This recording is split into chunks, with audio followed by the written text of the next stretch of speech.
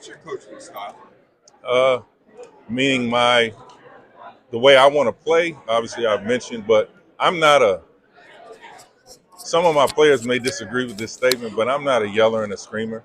Um, I want to communicate. I want to be an effective leader, and I do believe sometimes the word coach gets thrown out there way too much. You got to lead people. You got to lead your staff. You got to lead the players that you're playing for.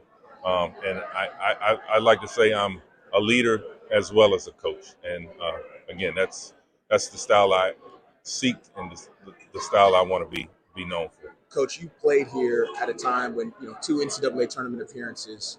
ODU was a strong mid-major brand. It still is, but maybe we're in a different time. How do you go about getting kids, getting more fans to believe in the powerhouse that this program could potentially be moving forward? Well, again, winning will help. Getting the right people in here will help. Um, this isn't going to be easy, and I don't pretend that it will be. But most people don't remember my first 2 years at DeMatha were bad. Like they weren't good. I'll say it that way. And it had nothing to do with the effort that we put in. I'm incredibly indebted to the players that played for us, but we had to grind, we had to build, we had to establish a culture. But once we got to my third season, we finished 29-2 that year, and there was something that was sustainable. We went 34-1 my fourth year. We went 32-6 my fifth year. Like we had something, and again, I know that wasn't easy. This is not going to be easy, but I definitely believe that the blueprint is there. Um, we got to get the guys in here that want to play the way we want to play, and we got to get the leadership, the coaches, that we all share the same vision. Do you feel like this is come full circle for you now? Absolutely, absolutely. I texted with Coach Purnell last night. Texted with Jeff Capel at Pitt, and he almost made me cry talking about how proud his dad would be. It's great to see Coach Taylor in here today. I've spent a lot of time talking to Coach Jones over the last couple of months, probably, just trying to pick his brain, and I'm looking forward to spending as much time as I can with him, as he's going to help me in this transition, and I'm incredibly indebted to him for agreeing to do that with me. Is this almost as close to a perfect fit that you could have ever asked for? You touched on that a little bit. Well, the last time I went to my alma mater, that worked out pretty well, so I'm looking forward to similar success here. You said you've always wanted this job. Have you applied for this job before? I never have.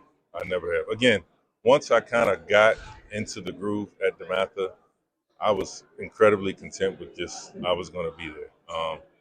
But obviously things changed. And once I got on the college side, and I joked with Coach Jones about this the other day. I was always rooting for him. I was always willing to, be a supporter of ODU. But the day he told me that this was going to happen, again, all those thoughts of me wanting to be the head coach here came back. You've been kind of back here through the years too. I've been around a couple of times. Yeah, I came. I don't know if I'm. Yes, I was at a football game a couple of years ago as a guest at Coach Jones. I'll leave it at that. What was the timeline like for you, Coach? When did you realize this is a distinct, real possibility? So Sunday, someone called me to tell me that Coach Jones was going to retire on Monday. I spoke to Coach Jones on Monday after the press conference. The search firm reached out to me on Monday to set up my interview for Tuesday. I interviewed Tuesday. Maryland played on Wednesday, and when right after shoot around on Wednesday, the search firm called me back and said, "Hey, good luck tonight," and that they would like to talk to you again yesterday morning. And they were like, "It's 7:30 too early." I said no, obviously, and we had a Zoom at 7:30, about an hour long, and at the end of it, Dr. Seelig offered me the job, and I'm not sure I let him finish talking before I said yes. So, Coach, the relationship with USA Basketball, how do you see that going forward now that you are the head man of a program like this? That's part one. But part two is, how much has it helped you learn the high school game, the high school athlete, 16U, 17U? How much has that helped you as a coach working with those kids at that level? Well, I'll say that first. working with the kids at that level, the young men at that level, is incredibly beneficial to me because a lot of times college coaches look at everything like I need a finished product, and they can't see the potential. They can't see the development. That's our job. Like, I heard Mike Tomlin say a couple years ago, like, you get these kids and people complain about their this and their that. Well, that's what we're supposed to do. If I'll make it as basic as if you can't shoot with your left hand or you can't dribble with your right hand because you're left-handed, like it's my job if you're on my team to help you be able to do that. Obviously, at this level, it's way more specific and particular than that. But our job is to coach. Our job is to lead, but our job is to coach, and the development part is incredibly important to me because I do believe that that's something I'll always be measured by, and I'd like to be great at it. The USA basketball part is funny. I'm still in all the USA group chats, so you talk about your phone binging and binging and binging. Like it's been going off literally since yesterday evening with all of those guys. And I'm an opportunist. I'm taking every advantage to remind them all that, hey, your best players, I need to be able to talk to them and I need your help. So these are all guys that I'm very close friends with.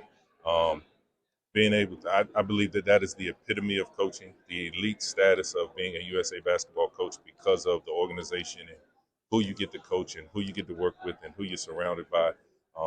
That has been a tremendous impact on my career, and I think it will bode well for me in my job here. Mike, how far do you and Jeff go back? Like way back. So, obviously, I played against his teams. Yep. I believe one of the best compliments I got as a player here. So, again, I don't know if people remember this. My freshman and sophomore year, I didn't play that much. And, some people it wasn't like it is now, but some people like, hey, man, you should transfer, whatever. My junior year, through circumstances, I started to play a lot and played really well. And we played UVA at the Scope, maybe the 5th game of the season. And I did not know this until after the game, but Coach Jones probably paid me the best compliment an opposing coach could give me. It was in the Virginia Pilot. I remember reading it. I was happy. He said something to the effect of, we got to worry about Odell Hodge. We got to worry about Petey Sessions. But the one that scares me the most is Mike Jones. I don't even know if he remembers that.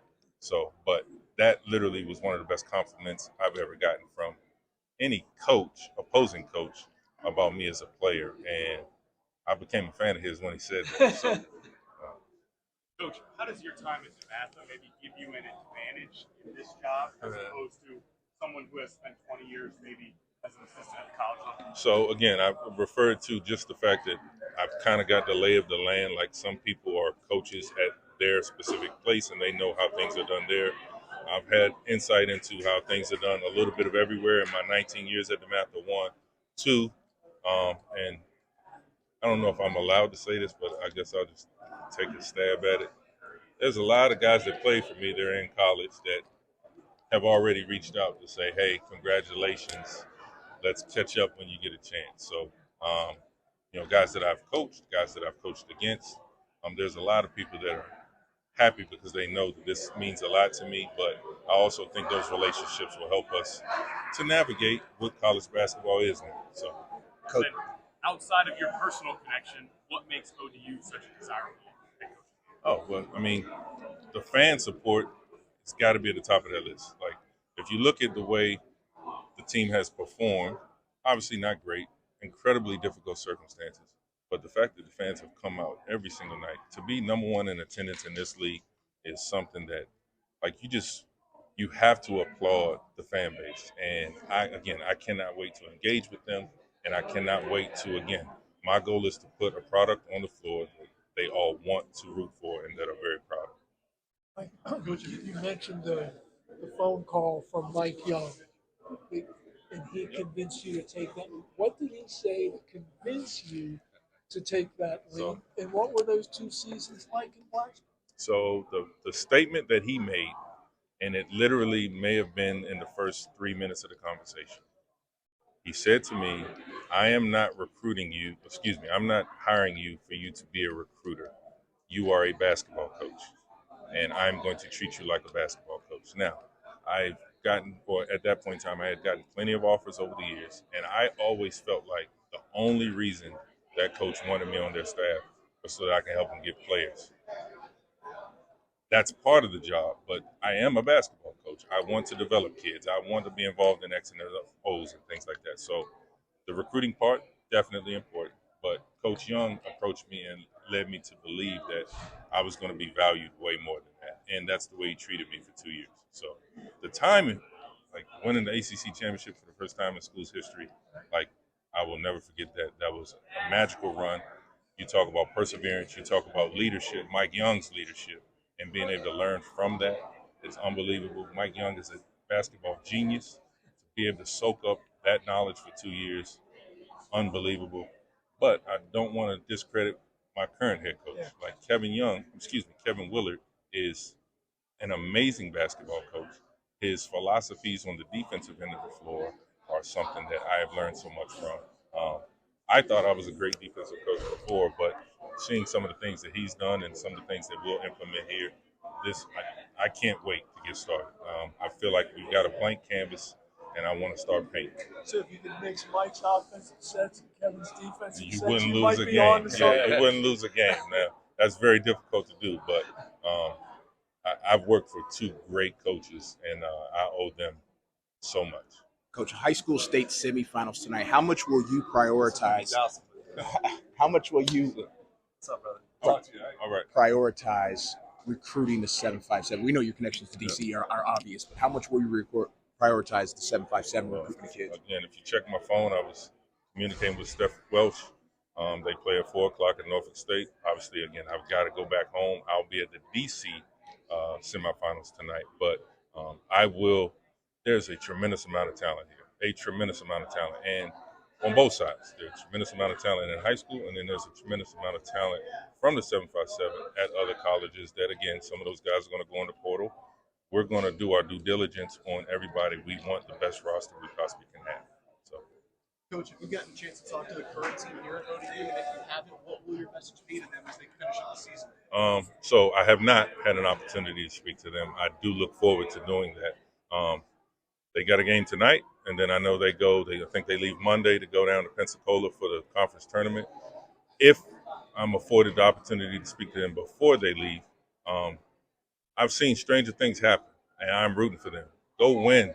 Win your first game, and then we can worry about the second game. But for a team that has as much talent as they have, for guys that clearly can play, and now they've got nothing to lose. Like, lay it all out there. Coach Kieran has done a masterful job of navigating what has been just, you wouldn't wish this on any coach to have to go through. And he has done an incredible job. And Coach Crisco and Coach Robinson and Coach Brooks supporting him through that.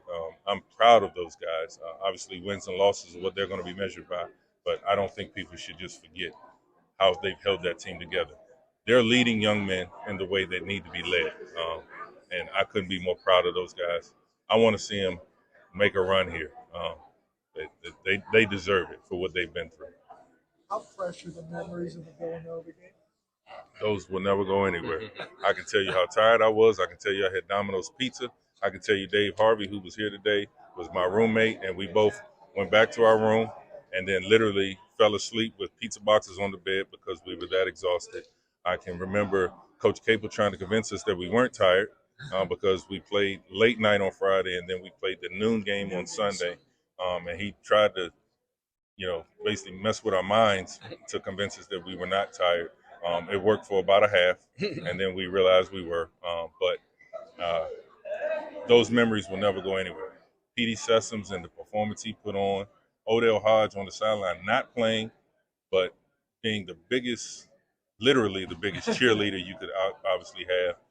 Breon Dunlap, who's going to play in the CIAA semifinals tonight up in Baltimore, leading his team with a chance to win the championship, was our point guard.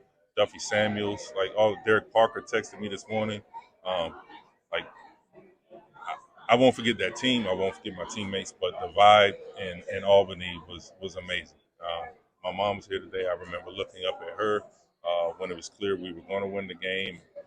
She's a very faith-filled person. Her whole family is. She was praying. when I looked up at her. So I'll never forget it. And so you, Go ahead. Dave. Sorry, you first thought about this job in 1998? When I became a coach, Yeah. and again, when I became a coach, I was Morgan Woods' assistant for a couple of years. My thought was I'll work for coach for a year or two, and then he'll get me a college job. And once I become a college coach, I want to be the head coach at ODU. So it only took you 26 years. Does it still Yeah. feel like it happened fast?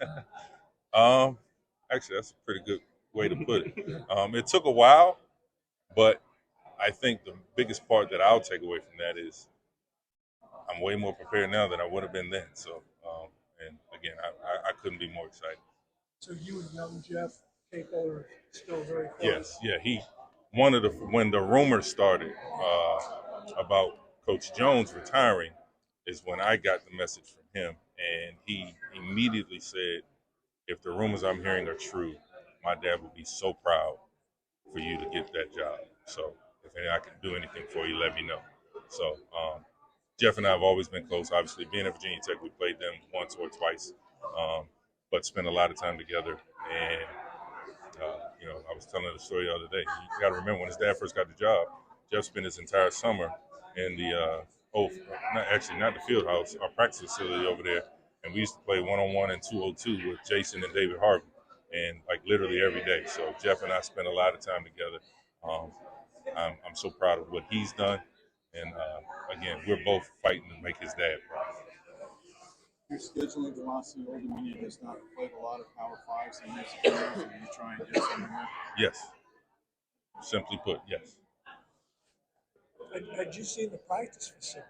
Yes. So when I came down for the football game in 2022, I got a tour of a little bit of everything. So the facilities here are top-notch, unbelievable. It's a world-class university. The fan base is what it is. When you talk about what makes this job great, like you don't get all three of those things in a place like in a Sun Belt school very often. I am incredibly proud to be the head coach. Will any of the current officials stay here, or I gotta have a conversation. I mean, the one thing I don't want to do is assume. I don't want to assume they don't want to be here. I don't want to assume they do want to be here. I'm sure some of them will have opportunities to go elsewhere. So I need to have a conversation with them. Just like I can't assume anything about the roster either. I can't assume everybody wants to come back. I can't assume everybody wants to leave. So having a conversation with both the players and the coaches, again, is at the top of the priority list, and I'll do that as soon as I possibly can. All right, Coach. Thank you, Coach. Thanks, Good Coach. luck tonight. Congratulations.